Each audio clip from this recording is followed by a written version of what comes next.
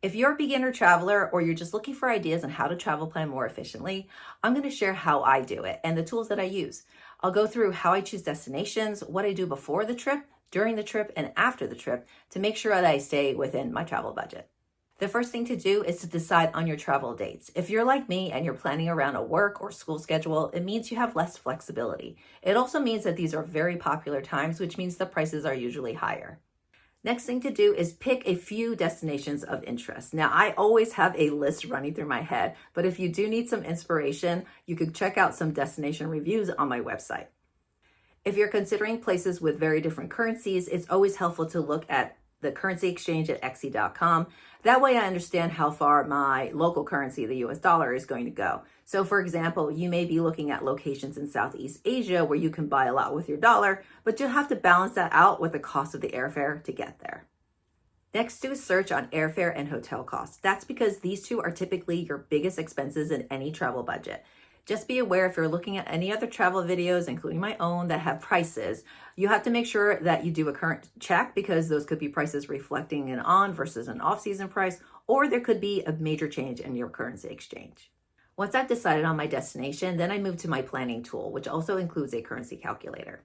Now, there are a lot of digital tools out there. Some of them are very pretty and they have a lot of pages for you to do a lot of planning. But over the years, I've actually decided I don't want to spend all my time on travel planning, although it's important. So this tool that I've designed is giving you the minimum amount of planning that you need for any trip.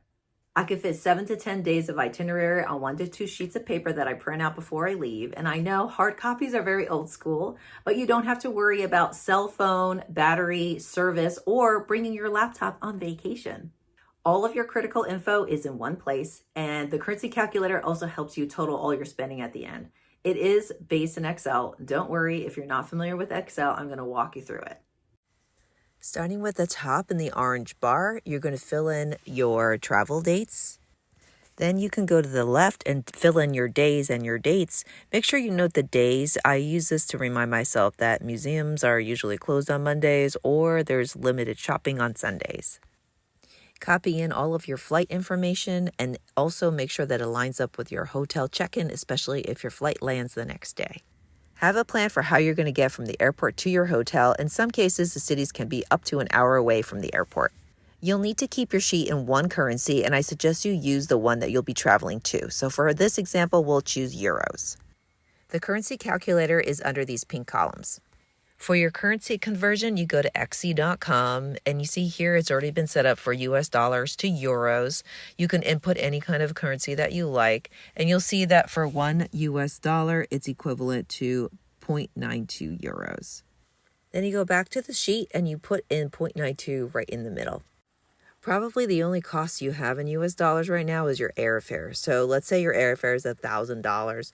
You put it into the dollar side and it automatically will convert to the euros, and then you could put that into your spreadsheet. Subtract your airfare and hotel from your total budget and divide that by the number of days for your trip to know approximately how much you can spend each day. Good budgeting is always about making good spending choices. If you spend nothing on a beach day, you can swap that saved money for a fancy night out. Now you can get to the fun part of adding what you want to do each day. I usually limit to 2 or 3 activities just to leave myself time to enjoy or have a snack. If you made ticket reservations or restaurant reservations, put them all in the same place. Then during the trip, at the end of every day, I jot down what I spent that day, and then when I get home, I transcribe all of that into the sheet. Everything is set to automatically sum up and also convert back to your local currency, so you see your grand total in the yellow. If you're familiar with Excel, you could build your own travel planner. You don't have to buy it, but if you want to save yourself some time, you can find this travel planner in the link in my bio. Hope these tips and tools help make planning your next trip easier. Like, follow, and share for more tips on how to travel smart. See you out there.